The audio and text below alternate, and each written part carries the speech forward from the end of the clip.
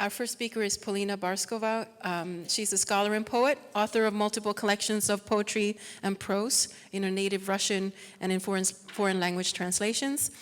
She also authored a monograph, Besieged Leningrad, Aesthetic Responses to Urban Disaster in 2016, as well as multiple edited volumes and anthologies on the culture of the Leningrad siege. She teaches at the University of California in Berkeley. Thank you. All yours. Thank you. So let me start, thank you, with really thanking perhaps my favorite partners in crime in the world, Yasha Klotz and Polina Sadovskaya. As it was already mentioned, again, this is the best of times, this is the worst of times to speak about the banned books. The topic as exciting as poignant. To touch, for example, on May 10th, 2024, and of course, I cannot but see it as symbolic that the first paper of our conference, of our colloquium, is dedicated to the book that indeed was non-existent for several decades after its completion, then had a controversial moment of fame, and now again lives its life basically in the darkness of doubt. We'll hear today many, and tomorrow many talks about exciting texts, institutions, stories, rivalries, but for me, most importantly, people.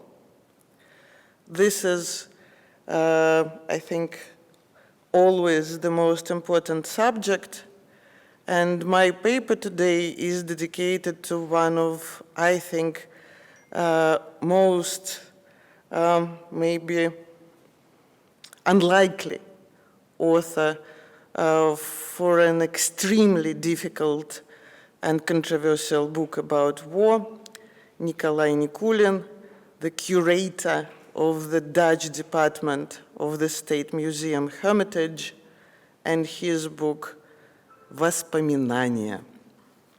So let me begin. Hopefully you have handouts with the insanely lengthy quotes from Nikulin. To some extent, maybe this is my attempt to republish him, and humble attempts to translate the quotes, at least the most important parts, into English. Hopefully this will be useful. And I will start with the epigraph from another extremely interesting and I think not known enough text about the war, "Не мемуары" by Yuri Lotman, where Lotman says, «Писать о войне трудно, потому что такое война, знают только те, кто никогда на ней не был. It's difficult to write about war because only those who never participated in war dare to write about it." I would like to begin my presentation today from a lengthier quote from this author, famous Russian scholar of literature, Yuri Lotman. In his playful and bitter book, Non-Memoirs, he strives to point the weak point of the most attempts to reconstruct the existential, anthropological, and linguistic tissue of the so-called Soviet Great Patriotic War, otherwise known today as the Soviet part of the Second World War. His point is seeming impossibility to reproduce in writing the authentic oral speech of the soldiers in the situation of the ultimate military and psychological duress. Lotman asserts, this is the first quote, which I will read in Russian on your handouts. Когда-то в романе «Огонь. Барбюс» цитировал разговор окопного писателя с солдатами-однополчанами. Солдат интересовало, как и фронтовой товарищ будет описывать войну, с ругательствами или нет. И решительно заверяли его, что без ругательств написать правду о войне нельзя. По своему опыту скажу, что дело здесь не только в необходимости передать правду. Замысловатый отборный мат – одно из важнейших средств, помогающих адаптироваться в сверхсложных условиях. Он имеет бесспорные признаки художественного творчества и вносит в быт игровой элемент, который психологически чрезвычайно облегчает переживание сверхтяжелых обстоятельств. Indeed, we rarely find mud, the obscene language, in the memoirs of the Soviet veterans attempting to describe the most traumatic experience of their lifetime.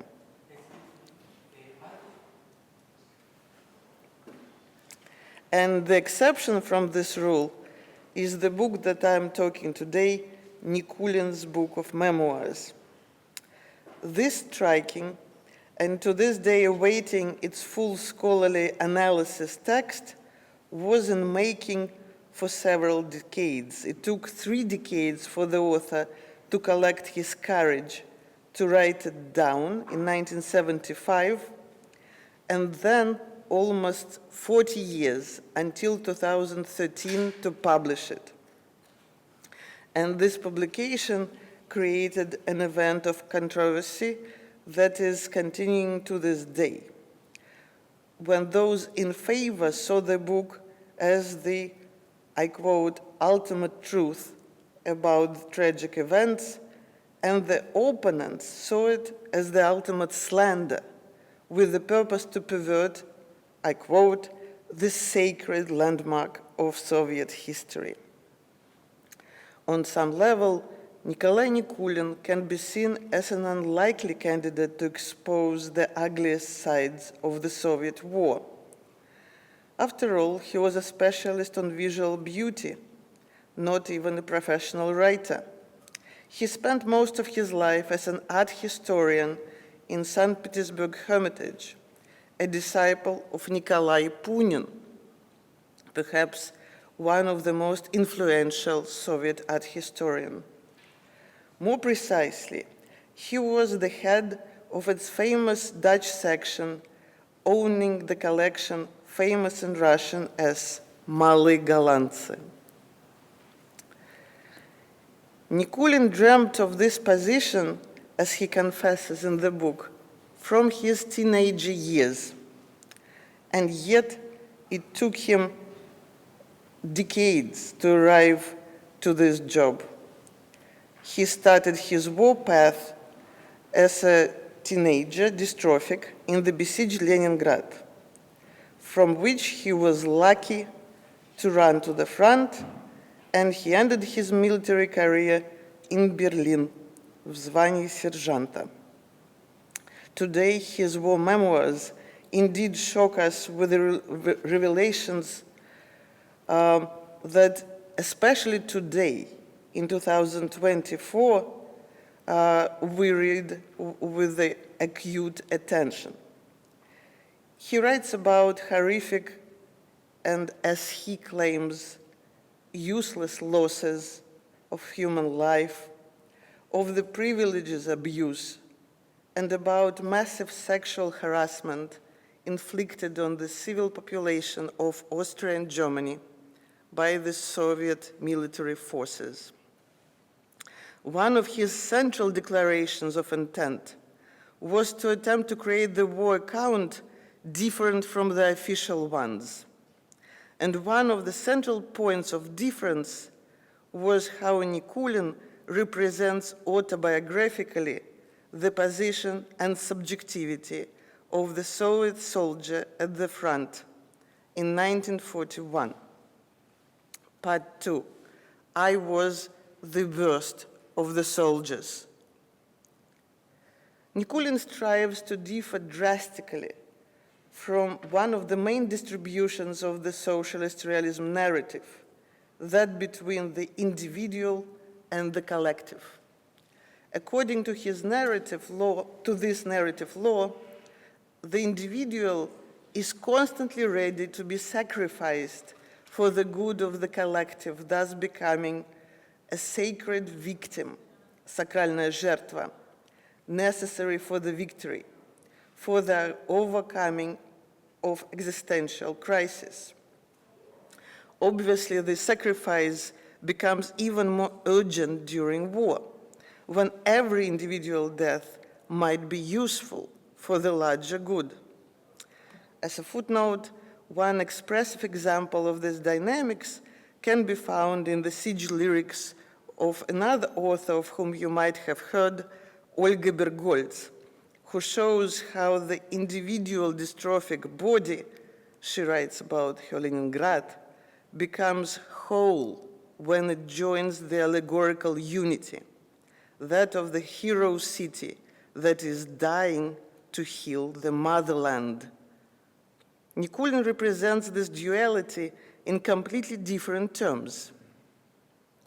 His multitude of 1941 that is never shown as a whole or a collective cannot be saved by any kind of sacrifice. Instead, he insists on multiple iterations of the dreadful spectacle of the army of the dead. This is how he sees the Soviet army which he joins. The next quote. «Много я видел убитых, до этого и потом, но зрелище погостья зимой 1942 года было единственным в своем роде. Трупами был забит не только переезд, они валялись повсюду. Штабеля трупов у железной дороги лежали сверху. Позже, когда снег растаял, открылось все, что было внизу». And then he describes this spectacle layer after layer as a horrific cake. У самой земли лежали убитые в летнем обмундировании, в гимнастерках и ботинках. Это были жертвы осенних боев 1941 года. На них рядами громоздились морские пехотинцы в бушлатах и широких черных брюках-клешах. Выше сибиряки в полушубках и валенках, шедшие в атаку в январе-феврале 1942.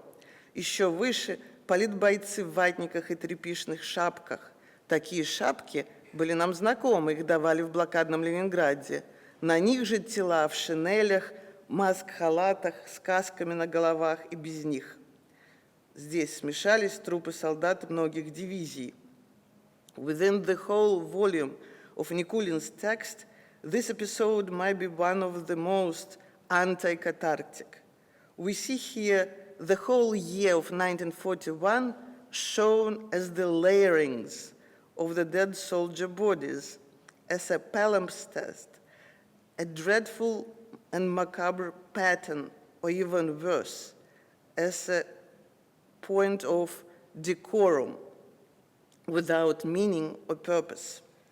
If this is unity, confluence, then of the most parodic kind, this perverse collective of the dead should have its antithesis, the individual soldier, and it did. This is what interests Nikolai Nikulin. He presents us with a unique character. Writing autobiographically, the author delineates his narrator protagonist self. This controversial figure is charged with negative pathos, what Julia Kristeva calls abject. В декабре 1941 года в Энском подразделении Волховского фронта не было солдата хуже меня. Обовшививший, опухший, грязный дистрофик, я не мог как следует работать. Собратья по оружию либо молча неодобрительно сопели и отворачивались от меня, либо выражали свои чувства крепким матом. Вид у меня был чудовищный. Я был похож на чучело, запорошенное снегом.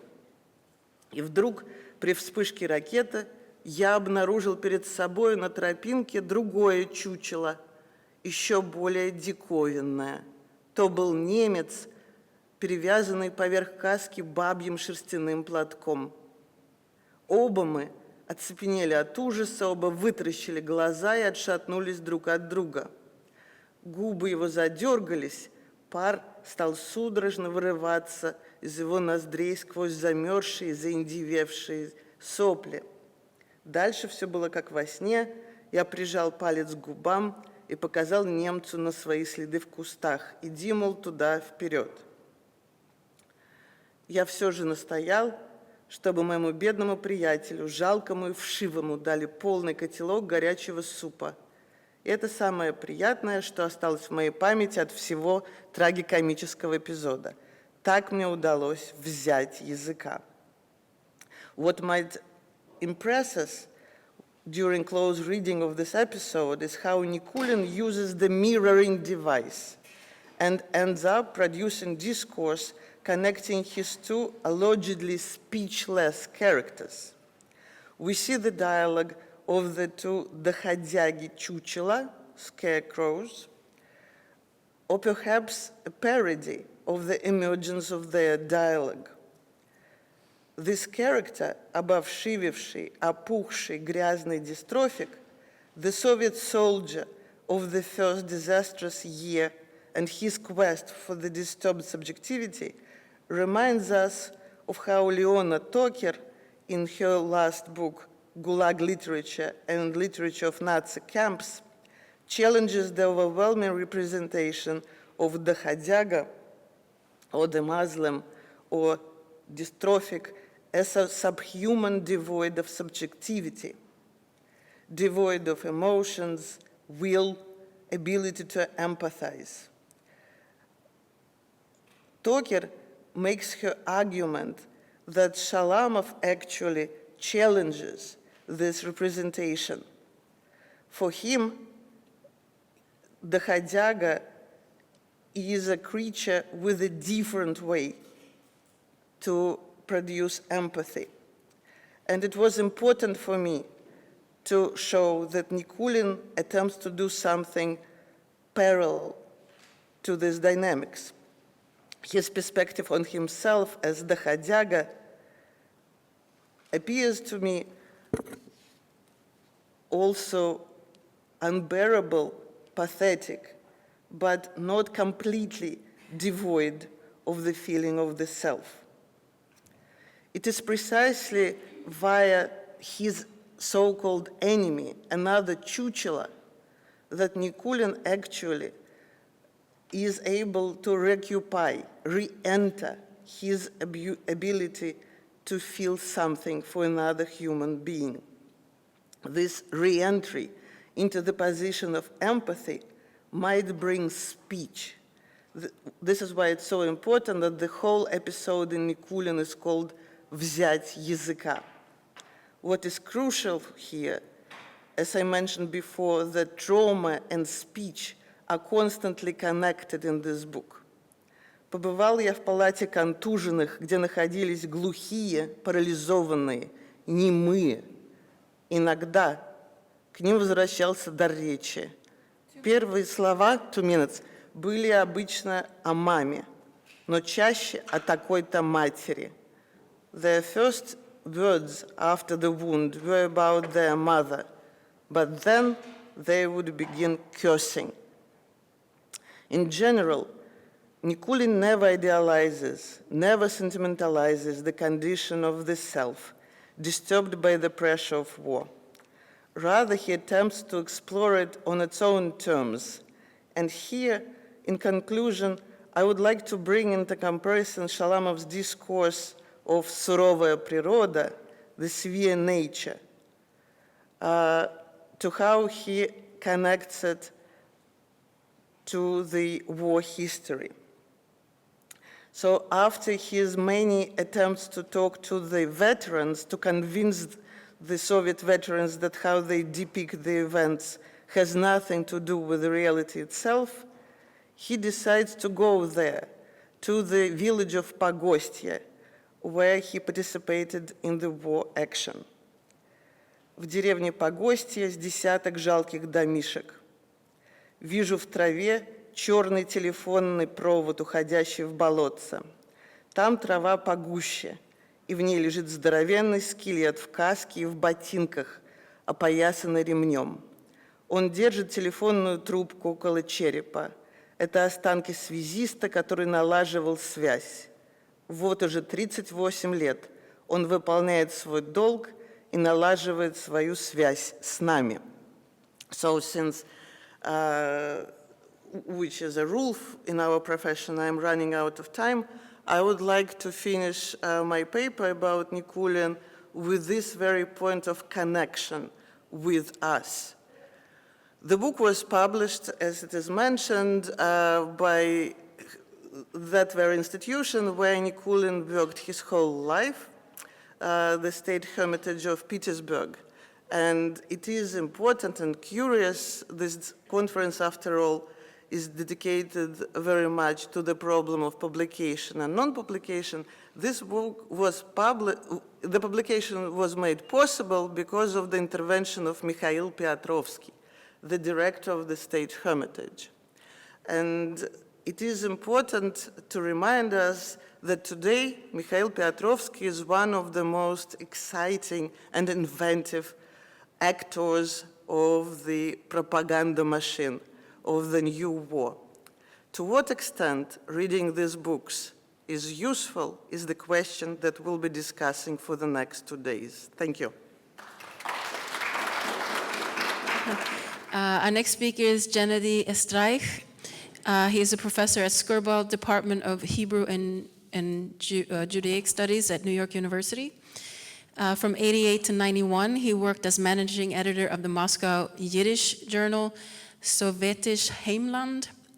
He then received a doctoral degree from the University of Oxford and worked at the Oxford Institute for Yiddish Studies and in London at the School of Oriental and African Studies. Soviet Jewish history and intellectual life in Yiddish literature and journalistic communities are the main fields of his interest. His most recent books are Transatlantic Russian Jewishness, Ideological Voyages of the Yiddish Daily Forverts in the first half of the 20th century. Another one is Jews in the Soviet Union, a history after Stalin from 53 to 67, and the History of Birobidzhan. I don't know if I said that right. Building a Soviet Jewish Homeland in Siberia. Thank you. Thank you. So usually, as far as I can understand the meaning of Tamizdat, that the censorship would find something wrong in a book, in a story, in a poem, and as a result, it couldn't be published, say, in this case, in my case, in the Soviet Union, and would be published elsewhere, yeah? Roughly the definition.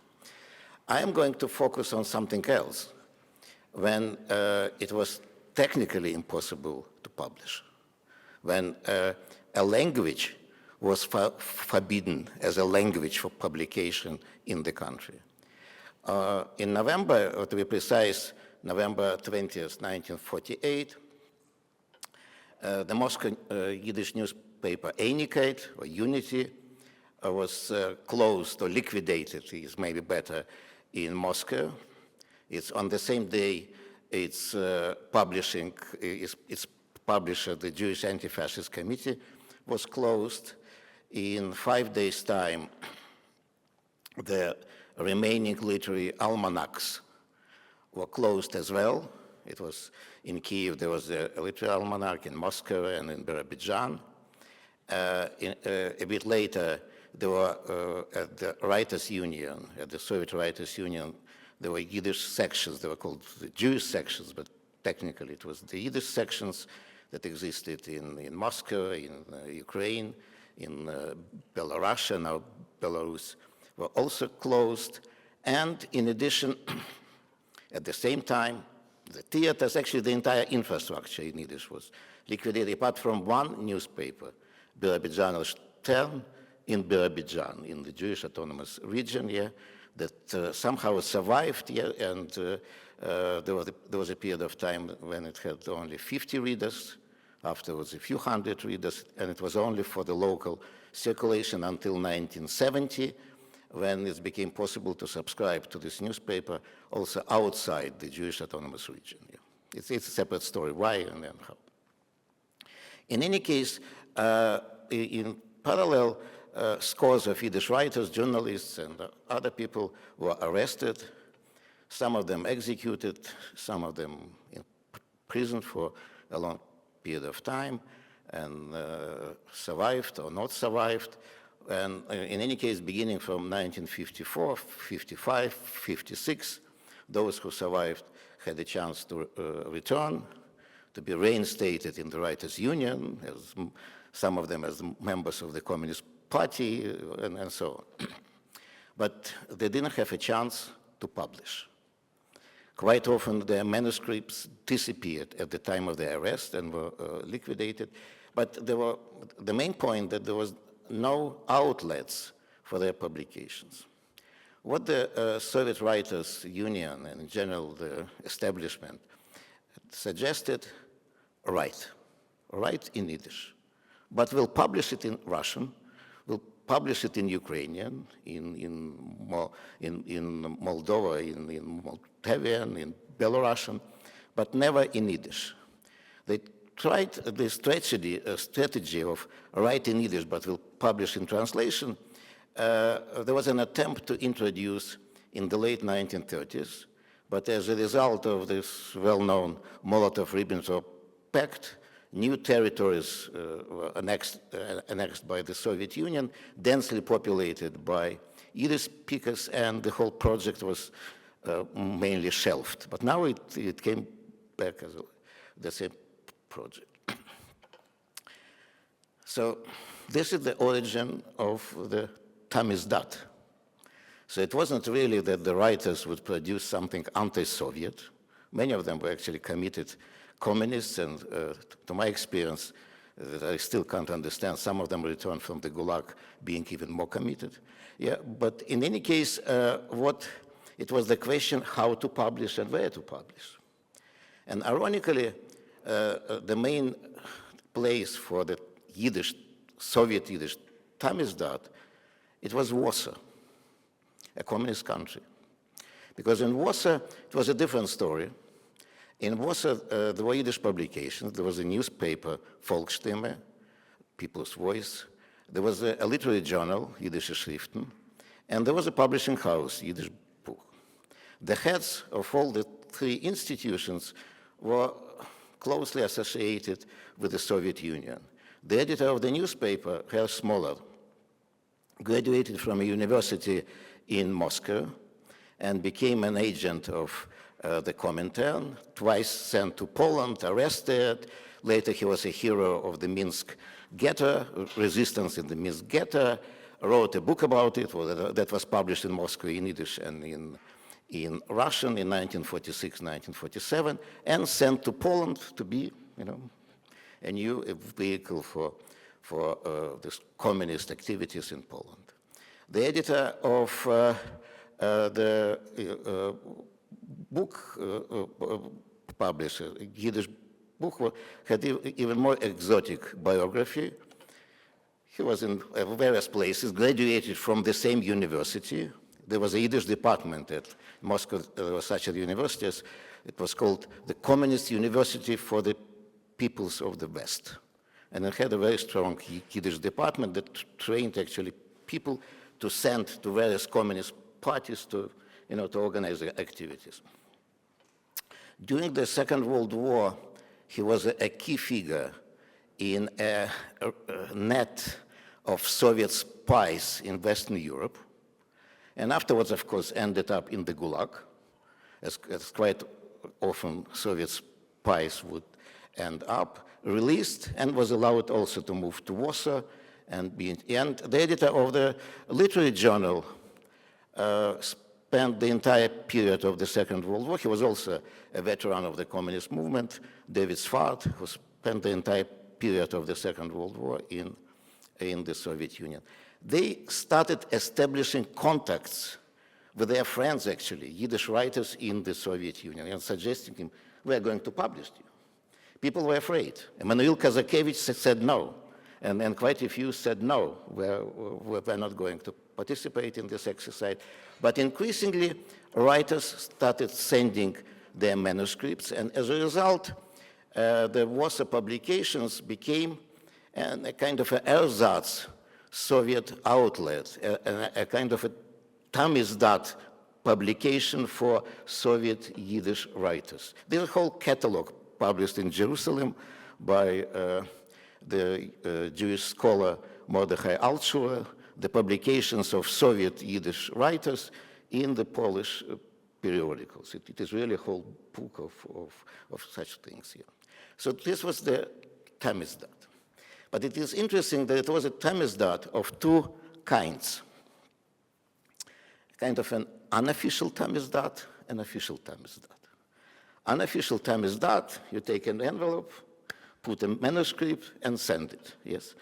An official Tamizdat at the same time. There was a chance to arrange a publication to the Soviet agency that was called initially Sofinform Bureau, established on the second day, I believe, of the war, and the name actually stayed till the 60s, and afterwards it became the Novosti Agency, APN, I believe it still exists, maybe APN. Yeah. In any case, this agency, there was a person himself who survived in Gulag, Semyon or Shimon Rabinovich, who was in charge for Yiddish contacts with abroad. So some people would send their manuscripts to this Rabinovich. Rabinovich would send to Poland or elsewhere. In addition to Poland, it would be published in New York by the communist newspaper here, the communist newspaper in Paris would publish it. And moreover, this Sofinform Bureau, or APN, would pay royalties to Yiddish writers. So it was, but quite often it was, of course, bypassing this Rabinovich door to these publications abroad.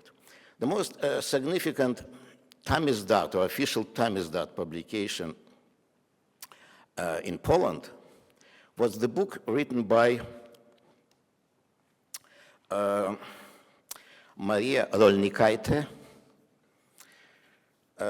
In Russian it is «Я хочу рассказать», in Yiddish «Ich muss erzählen», in English I must tell, yeah, I'm not sure that it exists in English.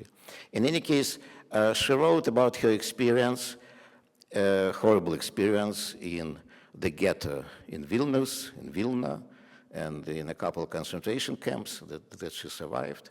And she wrote it in 3 languages, in Lithuanian, in Russian, and in Yiddish. She could write in 3 languages. And it is a whole story of how to publish, where to publish, the whole intrigue. Ilya Ehrenburg was closely involved in this whole story. He helped her, especially with the French publication anyway, but also in the Soviet Union. What is important, you know, it's always politics. A Soviet story of publications, usually it is politics. 1965 was an important year because it was in Germany the time of the, how it is called in legal terms, the statute of limitations. Yes, it is correct, the statute of limitations for murder. According to the German constitution, it was 20 years. So it meant that in May 1945, it was over. So in Germany, there was in general the dominant mood in West Germany. Okay, enough. Enough this story with war times, some stories, yeah, it's down, it is closed. And there was a whole campaign. Ironically, it was a unique campaign when even anti-Soviet Jewish organizations, say in the United States, in another country, united together with the Soviet propaganda against this statute of limitations, and actually it was removed under the pressure of the United Nations and so on. It was removed, but in 1965, law saw a number of publications in the Soviet Union that otherwise, I believe, it would have been impossible to publish. You know, this Holocaust-related and so on. And in this climate, the book by Maria Rolnikaite came out, especially as the Soviet propaganda found it as a Soviet Anne Frank, and it was a kind of a response to Anne Frank.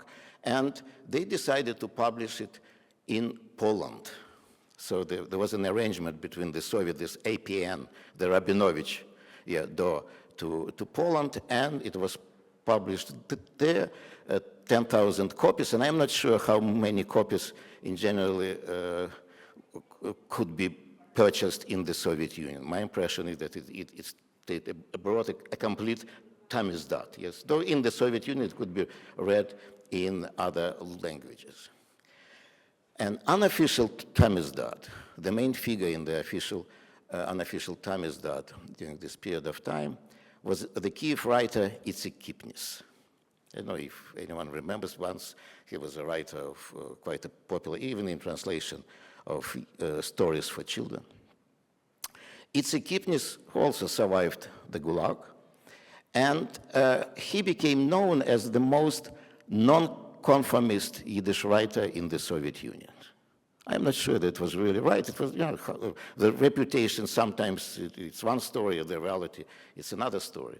But in any case, what was his non-conformism? The Yiddish literary leaders, and the main leader in the Soviet Union that emerged was the editor of the journal. At last, in 1961, a Yiddish journal was launched in Moscow, and it was called Sovetish Heymland. It was mentioned that I was there for a while. And its editor, Ann Bergelis, and the critics around him, they preached one thing: contemporary literature. Forget about the shtetl. Forget about it. It's Shalom Aleichem. Yeah. Don't be, you know, somehow bad copies of Shalom Aleichem. Contemporary stuff, contemporary Jewish life, they insisted. And Itzik Kipnis was the writer who most prominently resisted this. He continued to write about people in his shtetl, the shtetl Slaveshny. In the 1920s, he became an important name by publishing a novel that was called Months and Days, about a pogrom in 1919 in his shtetl during the Civil War. And from that time on, he remained, or his characters at least remained, in the shtetl. This was his non-conformism, yes. And it was really appealing to foreign readers, or at least to foreign publishers, foreign critics. And as a result, uniquely, Kipnis, who never emigrated, and then he died in Kiev, 5 volumes of his writings, actually in 5 volumes. It was published as a set in Tel Aviv, came out in the 1970s, and there were a couple of books that saw the light of the day in New York or elsewhere. So he was the only one who was really in this, what is it, classic Tamizdat. Tamizdat, interestingly, that it didn't give him a reputation of a dissident. He published abroad. At the same time, the publishing house Sovetskiy Pisatelь in Moscow would publish his books in Russian, in Yiddish. I couldn't find any criticism, sharp criticism of his writings. One thing that I came across, a kind of a criticism, that his descriptions of Jewish food didn't have a social context. So it was, can you imagine, quite a serious stuff that in comparison to Shalom Aleichem, that his descriptions had a social context. Once again, I don't know why. But in any case, this is a paradox of this non-conformism, yes, from the outside, and somehow normality inside, yes. Yes, I am concluding. Yiddish is a special case. It's based to a significant degree of technological inavailability, yes, rather than ideological. Of course, there were writings that were really, let's call them anti-Soviet, yes, non-conformist, but usually the situation was different. People who wrote this stuff, as a rule, would emigrate. And as a result, such publications were a kind of Tamizdat, but they were also already Tam. They were all already elsewhere, mainly in Israel. Or they would send their manuscripts on the eve of their departure. And then, so it was a different style of Tamizdat. As for banned books, banned publications, if we forget about specifically Tamizdat, but banned, it's a separate story. There were books and there were publications in Yiddish that couldn't be published for a variety of reasons. During the post-war period, it was, for example, after 1965, it was difficult, if possible, to publish anything about the Stalinist repressions. So quite often someone would write before 1965, then 1965, and there was a novel by Yosef Rabin, who himself survived the Gulag, and he didn't realize, of course, this 1965 divide would come, and his book came out in 1989. By that time, he wasn't alive. There was another story when, after 1967, the Six-Day War and the moment when the Soviet Union didn't have any more diplomatic relations with Israel, anything that had a smell of a connection with Israel, with the Near East and so on, sometimes even a biblical motive couldn't be published. And once again, some manuscripts that happened to be written before 1967, but didn't. The last example that I'll bring, in 1966, the Israeli writer Agnon received a Nobel Prize for Hebrew literature, or a half prize, he shared it. And it was welcomed by the Soviets. There were warm interviews, warm publications, and the journal Sovetish Heymland published Agnon's stories, because initially he wrote in Yiddish, so they published a few of his stories written initially in Yiddish, but his translations into Russian couldn't come out, because by the time when the manuscripts for Yiddish translations were ready, it was the beginning of June 1967, and as a result, Agnon, an Israeli writer, was, of course, it couldn't appear in this. In any case, thank you so much for inviting me. And actually, it pushes me to the idea to sit down and to write really about this very specific issue of Tamizdat, Soviet Tamizdat in Yiddish, in various ways. Thank you so much. Thank you so much. Our final speaker on this panel is going to be Diana. I heard your name pronounced differently. Gore, yeah. Is an incoming graduate student at Stanford University and a double alumna of the Harvard Ukrainian Summer Institute. She completed a bachelor's degree in theater and English literature, language, and criticism at Hunter College. Her research interests include book history, banned and censored Eastern European literature from the Soviet era, and contemporary Ukrainian culture. She currently works as a development manager and archives assistant at the Shevchenko Scientific Society and volunteers for the Tamizdat project. Before I begin, I just wanted to thank the conference organizers, but most importantly, Yasha, for inviting me to present today. And without Tamizdat project, I honestly would have never learned about this topic, which has taken over my life for the better part of a year. So I'm very grateful. As the title of my presentation suggests, I will be discussing the contraband nature of the 1947 Ukrainian translation of Animal Farm by George Orwell, a history that has been told many times, though rarely situated in the context of censorship and publishing. Today, I will first discuss the influences that brought George Orwell to write Animal Farm, introduce the historical and political context that provoked the translation, and consider how these contexts may have caused its print run to be confiscated and destroyed. In his unpublished 1945 preface to the first publication of Animal Farm, titled The Freedom of the Press, George Orwell wrote that, quote, "This book was first thought of so far as the central idea goes in 1937, but was not written down until about the end of 1943, end quote. In 1937, Orwell was on the Aragon Front in the Spanish Civil War, fighting for the USSR backside of the Republicans with the POUM militia, a Trotskyist political party in Spain.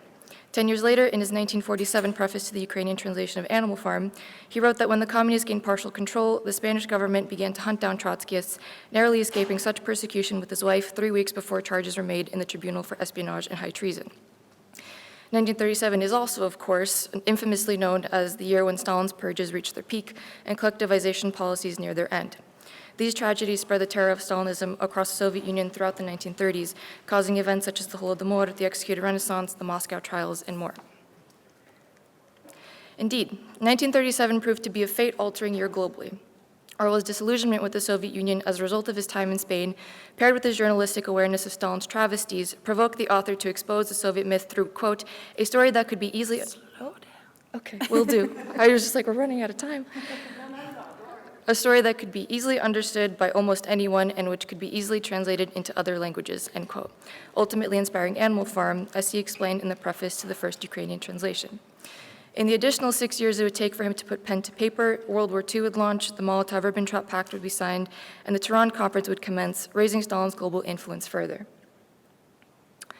After completing his manuscript in March of 1944, Orwell wrote to his literary agent Leonard Moore, stating that he felt he needed a publisher who, quote, "isn't in the arms of Stalin," end quote, because, as he pointed out to Philip Rov, quote, "Stalin seems to be becoming a figure rather similar to what Franco used to be, a Christian gent whom it is not done to criticize," end quote. Animal Farm was rejected by 4 different publishers for generally the same reason. It was offensive to criticize Stalin in the Soviet Union, the ally of Britain in World War II. However, in The Freedom of the Press, Orwell asserted that only one publisher had a political motive behind their rejection, referring to Jonathan Cape, who had initially agreed to publish the novel, though was advised against it after consulting Peter Smollett, the head of the Soviet Relations Division at the Ministry of Information. By the 1980s, it was discovered that Smollett was a double agent for the Soviet Union, and as Masha Karp has described, adopted the policy that, quote, "no statement about Russia should be taken by the ministry without Mr. Smollett approving it from the angle of its suitability in the eyes of the Russian embassy," end quote. Despite these obstacles, Animal Farm was published on August 17, 1945 by Secker and Warburg. It instantly became a hit, earning high praise despite its anti-Stalinist message.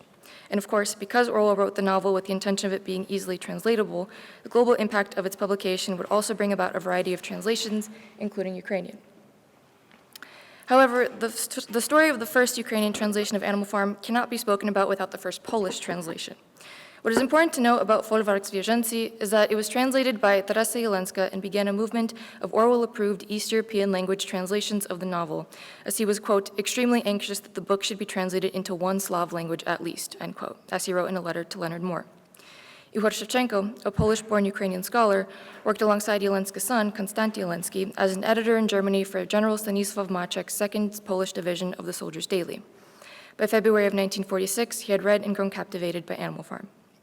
Jelensky, through his mother, put Shevchenko in touch with Orwell, in which Shevchenko would write to the author in April of 1946, stating, quote, "I was immediately seized by the idea that a translation of the tale into Ukrainian would be of great value to my countrymen," end quote. At the time, Shevchenko regularly participated in the intellectual spheres of Ukrainian displaced persons, or DP camps, despite not being a DP himself. He observed how, in addition to how traumatized displaced Ukrainians were by the horrors of the Second World War and Stalin's terror, they greatly feared forced repatriation. After the 1945 Yalta Conference, the Allied powers had agreed to return Soviet citizens to the USSR, often returning them forcibly. In the Ukrainian case, while many did agree to be repatriated, others adamantly refused for a variety of reasons, including their opposition to Bolshevism and the expectation of imprisonment by the Soviet regime. This culminated in many rebellious acts, which in the most grim cases involved organizing mass suicide pacts and launching attacks on repatriation officers. In his initial letter to Orwell, Shevchenko described the shared sentiment amongst the DPs as a result of repatriation, writing, quote, "It is a matter of fact that the attitude of the Western world in many recent issues roused serious doubts among our refugees," end quote. He added, quote, "They wondered how it were possible that nobody knew the truth. The task then was to prove that this assumption of the naivete was at least only partially true. Your book has solved the problem," end quote. He recounted several occasions where he translated different parts of Animal Farm ex abrupto for Soviet refugees.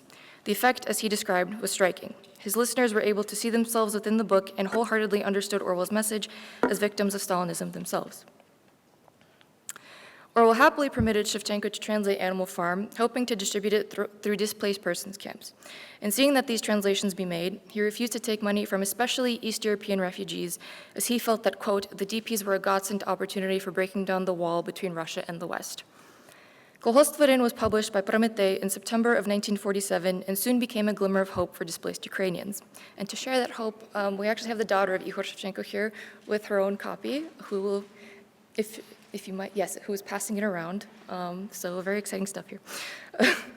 Shevchenko's loyal, though domesticated translation encouraged Ukrainians to, quote, "detect concordances between the reality they lived in and the tale," end quote, while also understanding the, quote unquote, underlying convictions of the author. It likewise allowed Shevchenko to accurately represent Orwell's work while serving Ukrainian interests, as the About the Publisher section of the book explains that the translation was to, quote, "contribute to the establishment of close contacts between the progressive Ukrainian world and the contemporary socio-political and cultural Western European processes and phenomena," end quote.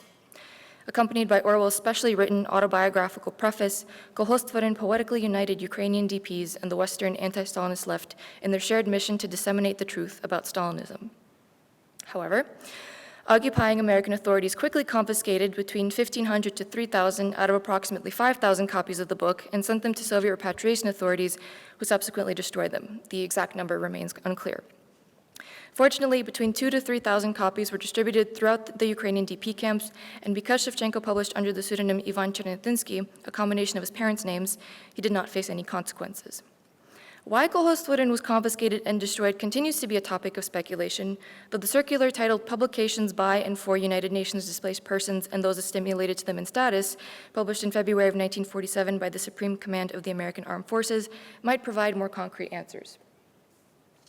The first clause asserts that all publications required authorization from the occupying government, though Shevchenko himself was not sure if the publishing house submitted his translation for approval, despite them being licensed to publish. This is demonstrated by the lack of any stamp of authorization within the book from either the headquarters European Command Civil Affairs or HQ EUCOM, United Nations Relief and Rehabilitation Administration or UNRWA, or simply the military government, as other Ukrainian DP books do present. However, this alone is not enough to determine why Kolhostvorin was confiscated and destroyed. As Roman Ilnitsky phrased it, quote, "DP publications were springing up like mushrooms after a rain," end quote, which made it difficult to oversee the vast output of publications. Additionally, the same circular placed the responsibility of enforcing these policies on military commanders, which resulted in inconsistent enforcement, as noted in first-hand accounts. Ilnitsky, for example, has argued that these policies were never actually implemented, having never witnessed their enforcement. Instead, he felt the circular served as a response to Soviet pressure so that, quote, "the Americans could refer to it in the event of complaints from Moscow about anti-Soviet attacks in the DP press," end quote. This is due to the circular's additional clauses, which emphasize that while freedom of speech was guaranteed, it was only guaranteed so long as it was, quote, "not used in any way that endangers the interests of the Allied military government," end quote. And additionally, it prohibited materials that aimed to, quote, "disrupt unity among the Allies or seek to evoke distrust and hostility of any displaced person against any occupying power," end quote. Evidently, these policies sought to protect the interests of all the Allied powers, perhaps with the Soviet Union especially in mind. However, I have found this particular clause quite perplexing, as I've come across many Ukrainian DP book collections that display adamant anti-Soviet sentiments. A brief survey of other Prometey publications, for example, demonstrates the publisher's ultimate goal in dismantling Stalinism. As Shevchenko described to Orwell, the founders of the publishing house were former members of the Bolshevik Party who believed the revolution could support the national development of Ukraine, but were quickly disillusioned by it after becoming prisoners in Siberia.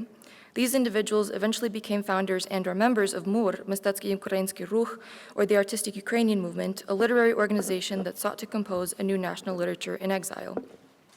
Namely, Ivan Bakhriani published several fictionalized, semi-autobiographical works that represent his experiences of Soviet persecution and imprisonment in the Gulag. The very publication of his works additionally exemplified Soviet artistic repression because, for example, his poetry collection, Zolotый Bumerang, self-described itself as, quote, "the remains of the lost, confiscated, and destroyed," end quote, from 1926 to 46. Other DP books also posthumously published the writings of killed authors such as Oleneta Licha, the work of banned Ukrainian writers such as Mykola Khvilovy, and more. Other publications also subversively critique the Allied military government, including Ivan Kernitsky's Sahanskimi Dorogami, which chronicles the journeys of several Ukrainian DPs. While all these books unite in their criticism of the Allied powers, they also share one more important trait. None of them feature any stamp of authorization. And vice versa, publications that did include these stamps were typically reprints of folktales and classic Ukrainian writers or new apolitical literature that embodied Ukrainian romanticism. This pattern suggests that the books without any stamp were never submitted for approval given their prohibited themes, and instead were published clandestinely, anticipating that the lack of regulation across the camps would prevent any repercussions. Returning to Kolhostvarin, this lens may further explain its confiscation, but Amitei's intentional inaction in submitting it for approval, as well as its obvious anti-Soviet attitudes, likely justified its confiscation. And perhaps most poignantly, it reveals that the confiscation of the translation's print run was in part due to the same reasons Orwell struggled to publish Animal Farm. However, this is still not enough to understand why the print run was handed over to Soviet repatriation authorities and destroyed.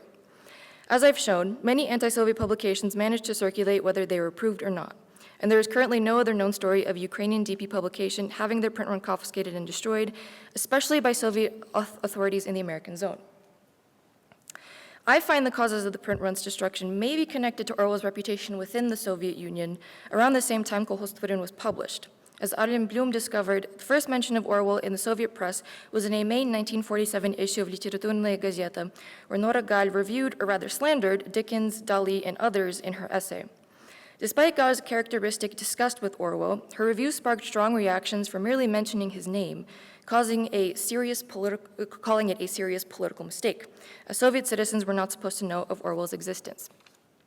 The agitation surrounding his name, as Blum argues, goes as far back as 1937, when Sergei Dinamov, the editor-in-chief of Internationalная Literatura, wrote to Orwell requesting a copy of The Road to Wigan Pier.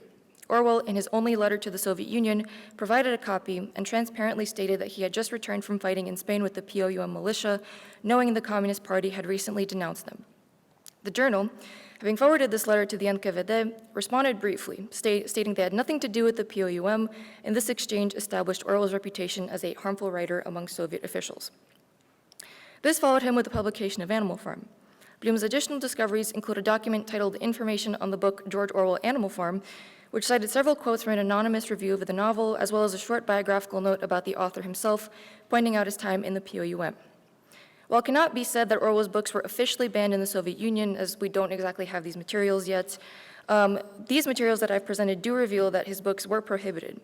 Their awareness and surveillance of Orwell's activities, as well as how problematic it was to simply state his name publicly, display official efforts to thwart any possible anti-Soviet agitation and propaganda by Orwell during the very same period Kolhostvarin was being translated and published. And considering the Soviet Repatriation Authority's destruction of the print run, perhaps these efforts expanded beyond the borders of the USSR with the support of their Western allies. This possibility unleashes many more questions that have yet to be answered, but what is certain is that the case of Kolhostvarin subverts how we view the legacy of Animal Farm during the Cold War, as it demonstrates that the novel did not begin as a weapon to counteract Soviet ideology when Orwell coined the term Cold War, but rather began as a book censored across languages and borders by both the West and the Soviet Union to be shielded from the weapon it would soon become. Thank you.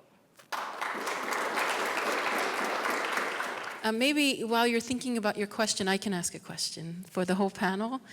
Again, I'm an outsider here, and so I may, this may be a dumb question, but it occurs to me as I'm listening to you, you were speaking of Nikulin, and the fact that the person who's, Nikulin, yes. The fact that the person who facilitated it was somebody then later involved in propaganda. I was thinking about what you were speaking about in Yiddish literature, what's published and not, 1965 being such a clear, seemingly cutoff date for certain things. And as well, with Orwell, perhaps it seems more obvious, but can you see a discernible pattern in politics as to what is being forbidden and what is not? And is it all dependent on very specific moments, who's in charge, what is changing the attitudes and atmospheres across these different regions? We'll start at the end. Right. Well, first of all, being absolutely fascinated by how Nikulin's text is made. Maybe I didn't say enough about history of publication. Nikulin for 70 years was in doubt whether he wants to publish his book at all.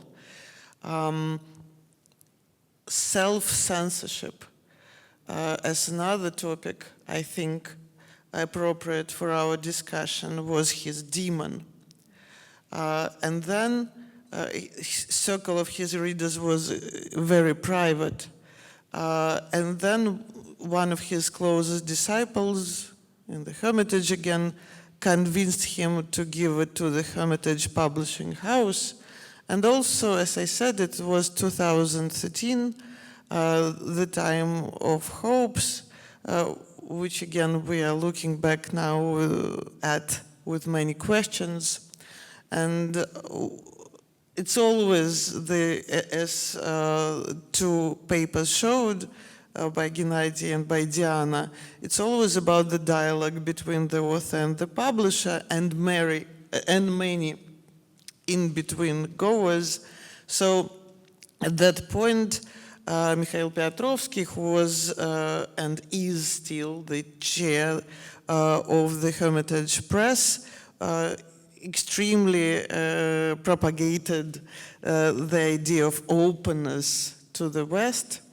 Also because of the running out of time, I didn't talk about the part of the book of where Nikulin speaks about Germany, and which is also absolutely unbearable and exciting. So Piotrovsky then chose to publish it as a gesture of openness.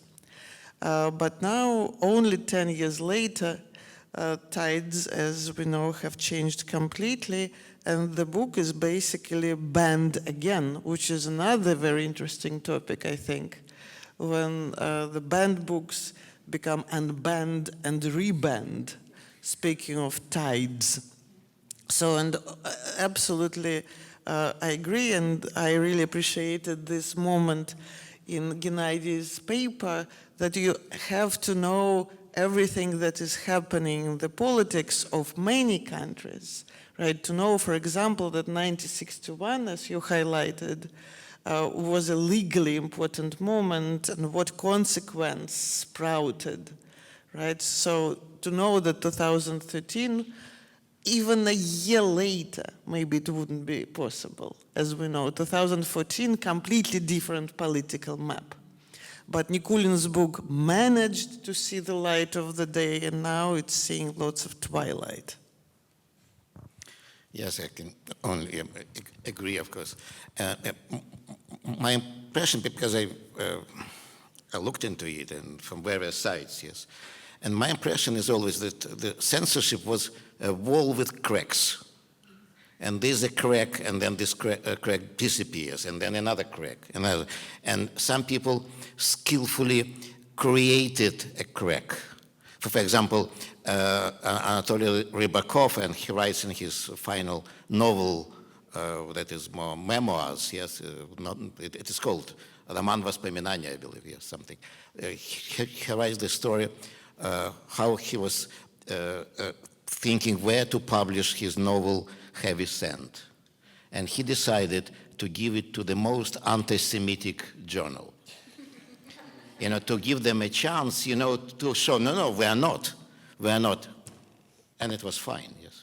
So when we speak about something really associated with Jewish stuff, and I deal with Jewish stuff, it's what is important to remember that there was never a central person or a central institution or a body responsible for Jewish affairs in the Soviet Union.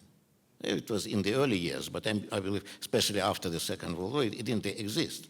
So as a result, we can see various things that, okay, in this place it's impossible, but in another place it is possible. Not only Jewish affairs. Osip Mandelstam, he was fully rehabilitated as late, I believe, as 1988 or 87, I don't remember, but more or less this period of time. So as a result, it was next to impossible to publish it in Moscow. But in Alma-Ata, yes. In Alma-Ata, in a journal, it was possible to publish. So it's every time it was a trick. It makes it, I'm pretty sure that for people really involved in all these stories at that time, it was a nightmare. But to a historian, it's wonderful. It's wonderful. You have always an intrigue, a kind of almost criminal story to write about. This is what we have. Thank you.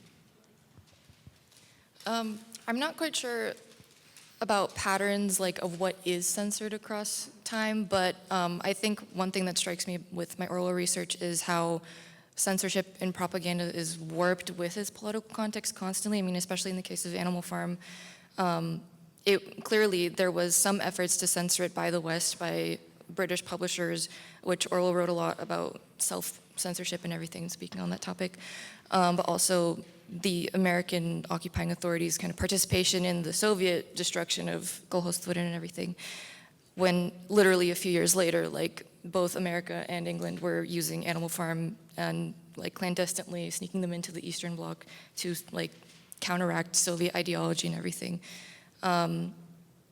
It's just kind of a very fascinating, and also I think more recently when we're talking about censorship in America, how actually, my thought is blank, so I'm just going to end it there. I first want to thank everyone, who spoke, because it was thrilling. Really, I'm not a scholar. I'm not going to conference often, so I was prepared for something rather boring, and it was not any kind of. Anyway, my question is, when you say that now Nikulin's book is banned, what do you mean? I think that maybe it's important when we're talking about banned book in today's Russia to specify what does it mean, a banned book, because of course the theme and what he's saying is the most hated thing in Russia at the moment, because anything that criticizes Russian behavior, Soviet behavior in Second World War is banned. We only can like adore, our winners. But I just checked, and actually it's something to do with technologies, because I don't know whether the book is being sold but it's not on any banned book lists, because there are lists, but it's on Litera's site. I just checked, and it's available. And I actually read a little bit of the reviews, which are appalling. They're so full of hatred towards him, and everybody is saying, how dares he to talk law about our soldiers, and we know from our grandfathers that the war was the complete, I don't know, it was only people loving the country and nothing else. But so I think it's important actually to clarify what does it mean a banned book in nowadays Russia. Thank you. Absolutely, thank you for this point of clarification. And again, it's a moot question. The zone is excitingly gray. What I meant specifically is that the easiest way to purchase this book was in the bookstores of the Hermitage. And this is where it's not sold anymore. This was the only place where they still had some copies before 2022 that were distributed between these famous different kiosks of Hermitage. And I would send people constantly to get me another copy of either Nikolai Nikulin or also of another of my, I don't know, subjects, clients, characters, Antonina Zergina. the main character of the Living Pictures, with her Siege Stories. Neither of these two books can be purchased in the Hermitage anymore. So again, I think this is a totally fascinating subject for somebody's study. Different things that this term banned book means in Russia today. Right, because some things disappear from the bookstores, but they can be found on Litres, and so on. But thank you for the opportunity to specify. Thank you. And I join in thanking you all for such interesting presentations. This question is for Gennady about the writers. Can you speak at all to local or regional identities within? I mean, we were talking such an expanse, whether they were from urban centers, or you mentioned the shtetls, or were these on the territories of the former Polish territories, and also whether they formed with communities of support. So, thank you. Thank you. So, Yiddish literature in the Soviet Union, but in general, it was literature produced in cities. So the writers were mainly from a shtetl, but they would become writers and join literary groups or in general live a literary life in a city. It is interesting, the regional differences. That's right. And for example, after the Second World War in the Soviet Union, there were clear differences between the old Soviet writers. I mean old, not in the age, but I mean that they grew up in the Soviet Union. The bulk of them graduated because before 1938, in the Soviet Union, there was a huge educational empire in Yiddish, including higher departments at universities or even separate institutions for higher or vocational education, about 1,800 educational institutions in Yiddish. So they were products of such institutions, especially many of them graduated from the Department for Yiddish Literature and Language at the Moscow Pedagogical Institute. This was the main cradle for this. At the same time, after the war, the literary circles were reinforced, and they were reinforced actually on the eve of the war, but by those who previously lived in Romania, in Latvia, in Lithuania, in Poland, and they were people of a different make, essentially cultural make, and of a different worldview. And this difference could be felt also later. They were different, and their subjects were different, their style was different, yes, and this really existed. For example, I'll give just one example. Those were from Romania, and they were based after they were mainly in Kishinev and Chernovitz, or Chernivtsi, now in Ukraine. They were, to me, they were more romantic, more poetic, closer to the nature, or something like this, in love with small forms. Yeah, this was in comparison with writers from Kiev, from Moscow, writing novels, yeah, of various kinds. Yeah. So there were differences, and there were differences in the pattern of immigration. It was also, there were differences. Thank you. Thank you. This was most interesting and educational.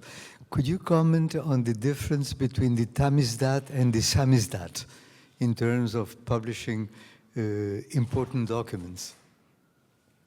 In Yiddish, in the Soviet Union, there was no Samizdat. This is an interesting stuff. There was no Samizdat in Yiddish at all, apart from some minor things that happened around 1990 when a guy came from Belgium and he was rich in diamond business and he gave money to produce a periodical which had a circulation of 5 people maybe. There was no Samizdat at all. This was what we see. It is still waiting for some historical whatever academic analysis. But Soviet writers would write what they or presumed that that was publishable. Interestingly, as later as December 1989, it became legal in the Soviet Union to discuss publicly the execution of August 1952 of the leading figures in the Jewish Anti-Fascist Committee. Previously, it didn't exist. Officially, it didn't exist at all. Yes, it was rejection. Say, the poet Markish was executed. The writer David Bergelson was executed. But there was no case of the Jewish Anti-Fascist Committee. It was rejected. Then in December 1989, in the publication Известия ЦК КПСС, it was published, yes, it exists. And immediately, the surviving Yiddish writers who survived the Gulag started writing their memoirs after this. So this was... Thank you so much for giving our conference such a powerful start. And I want to ask essentially the same question to Polina and Diana. Being interested as I am in this kind of dialogue between, within the same themes, books on the same, essentially the same themes. So my question for Polina, for instance, looking at our conference poster, which comes from the cover of Lev Kopelev's famous bestseller, actually published for the first time by Ardis, precisely «Хранить вечно», yes, to be preserved forever, precisely on 1945, Soviet Red Army in Berlin and what was just going on there. So to what extent did perhaps Nikulin, do you feel he is in any way, is this a background for him? So a book, if I'm not mistaken, published in 78, I think, 75, for the first time by Ardis. Could he even be perhaps familiar with it? And clearly these are not just the 2 examples, right? There is a whole kind of tradition of iconoclast literature about the victory, about World War II or Soviet Great Patriotic War. And my question to Diana is essentially the same, of course, about different authors. So what do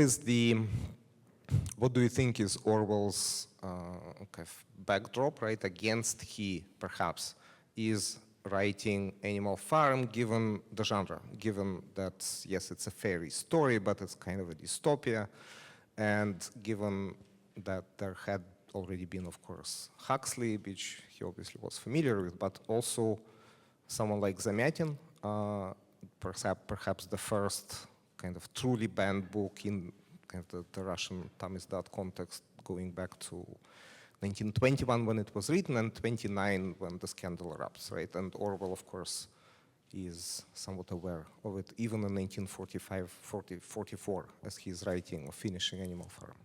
So thanks so much. Thank you.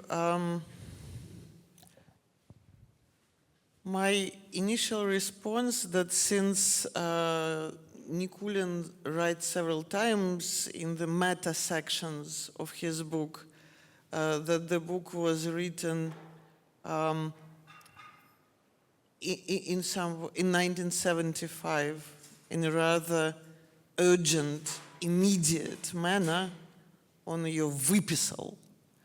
And then his own impression is also, he describes it, was of relief and horror, which one appreciates. And he didn't then, as he says, and I think it's also, it's a subject of the following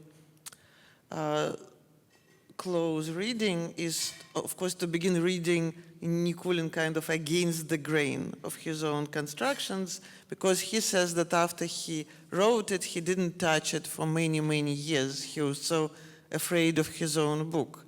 So since Kopylev's book emerged years after, on some level, one would assume that these were two parallel events, unconnected.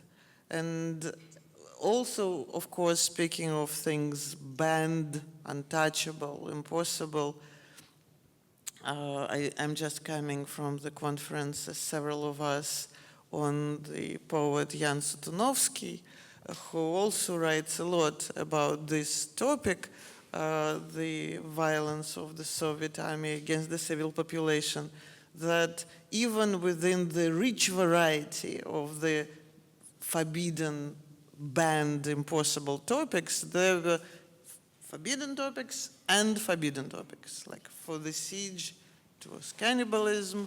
For the war, it was the Berlin violence topic. So they were lying very, very deep. I suspect it was one of the reasons why Nikulin was so afraid of his own book and didn't dare he wasn't reading it, he wasn't sharing it with anybody for all these years.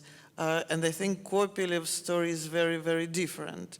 But the very act of daring to touch this subject variously by several players, as we begin noticing today, this is significant, and there are different strategies than of dealing with the fact of that they wrote it and how differently they were able to share. I think this is something that is interesting to think about. So in terms of, I guess, the backdrop of Orwell's Animal Farm, of course, my presentation went on the historic backdrop because I find that there are layers to it. So there's genre, there's like intention with his writing, things like that. So there are a lot of theories in terms of why he chose to do like an animal parable, a political allegory. Many believe that he based it off of stories by Nikolai Kostomarov, Animal Riot, and another Polish story, which I'm forgetting the title of, but I believe it was by Vladislav Raymond. Okay, yeah. So people suspect that he may have essentially stolen those stories and added a few more things to make them more relevant to his time. But of course, I don't really believe that theory because those stories weren't translated into English yet. And I don't think there was really any way for him to, for example, have a friend read it to him in Russian and translate it ex operato. But of course, I think, personally, I find that the period of the 40s, there were many stories that used animals to talk about the politics of the time. And this is globally. I mean, my other research involves Yevgeny Shvarts's The Dragon, which is also, it uses the dragon as a political allegory for dictatorship and everything. And so I think this is just kind of a common theme at the time. And then, of course, in terms of intention, as I said, he wanted it to be a story that was easily understandable and translatable. So I think that part of why he chose to use animals is not only because you can kind of translate it across these cultures, but also in many ways, I think he was trying to influence a generation because it does somewhat appear as a children's fairy tale or something. And of course, we hear other myths about Baltic translations, for example, being dropped in the Baltic Sea, hoping that fishermen bring it home for their kids to read, for example. And there was actually, going back to this whole animal thing, there was another really funny theory I saw, but this is especially, I think, repeated by Orwell haters, where I think it was in the preface to the Ukrainian translation, he mentions the inspiration for writing the story, since the ideas were based in 1937, but it wasn't written down until 43. He got the inspiration to use animals, as he said, was because he was, I think, in the countryside somewhere and watched a boy whipping his horse. And so he found that animals were kind of a good example to talk about hierarchy and everything like that, and co-opting and usurping power and stuff. And people argue that that never actually happened, and that it was that he read the brothers Karamazov, which is a scene in the book. Which I haven't read personally yet. So, yeah, I thought that was a funny story, and maybe it was maybe it's true, maybe it's not. But there's no way to say like what exactly inspired him to use animals. So yeah. Crime and punishment. Sorry. Yes, I got to brush up on that. It is a very rare kind of example where it was used also as a way of propaganda. So was there any, you mentioned that it was written in all the languages, not only Russian, but also Yiddish and Lithuanian. So was this book, as originally published, re-imported as Tamizdat into Lithuania, or was it used in Yiddish anywhere? Yeah, it's very good. Thank you. You know, I mentioned the cracks, yes? And a very important crack was to publish first in a language and then in a Russian translation. This publication in a language of the peoples of the Soviet Union, yes, would kind of produce a kind of a license for a translation. And actually, one of the example of this is a very good example is Rolnikaite's book. She wrote it she realized that it was not, she has very strong contacts in Lithuania. Her father was one of the co-authors of the Lithuanian constitution. She was sent afterwards, her uncle in Paris became an iconic figure of the resistance during the Second World War. In any case, she was part of a kind of because in Lithuania there was a separate case. During the Second World War, there was the 16th Lithuanian Division that had the strongest Jewish contingent in general in the Red Army. And afterwards, there's a separate issue how after the Second World War, a Soviet establishment will be established, sorry for repetition, in various corners of the Soviet Union. In Lithuania, the establishment to a significant degree came from the 16th Division. Yep. And those who came Jewish from the 16th Division quite often had influence. So as a result, she has contacts. And it was easier for her to publish in Lithuanian first, with an introduction of the top Lithuanian author. Suddenly I forgot, I'm getting old, yeah, I forgot his name, yeah, Matsikevičius, yes, Matsikevičius. And so there was a Lithuanian publication. Now it was a translation, and it was fine. A translation, it was something different. In addition, it came 1965, this stage of limitation, so it was also good. And the decision was to send it around. It's our Anne Frank. It's also important.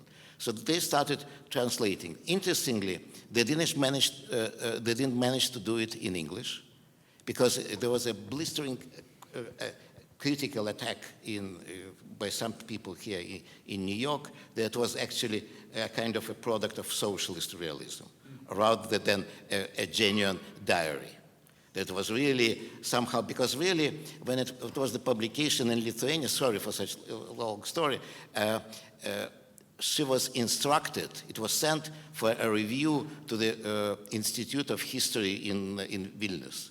And they instructed her to make important the role of the Communist Party in the resistance. And in any case, so this was what the English reviewers actually killed the English translation. But it was really translated into German and published in Germany and Austria. It was translated into in Finland, in Japanese, I believe, in quite a few languages. It was a prominent translation in French with the Ehrenbuch's introduction, produced by a communist publisher. So it was actually instrumentalized network of translations. Sorry for a long time. Thank you. It's just a kind of follow-up for that question, because she wrote many other books. Did they have the same sort of pattern, Lithuanian, Yiddish, to Russian, or that was only true to the «Я должна рассказать»? But also, as a fact, the English translation exists. It's kind of self-published, strange, very strange, recent translation. Recent, yeah, I know that it's recent. I never, I know that it exists somewhere, but recently. So, no, she became a Russian language writer. She tried actually to stay in Yiddish, and she sent her first chapters to Sovetish Heymland. But the Sovetish Heymland at that time had a kind of a diary by a survivor in the Riga ghetto. And they said, okay, too many. And they rejected, and it was unforgivable. She decided, no, never. Yes, and as a result, she wrote only in Russian.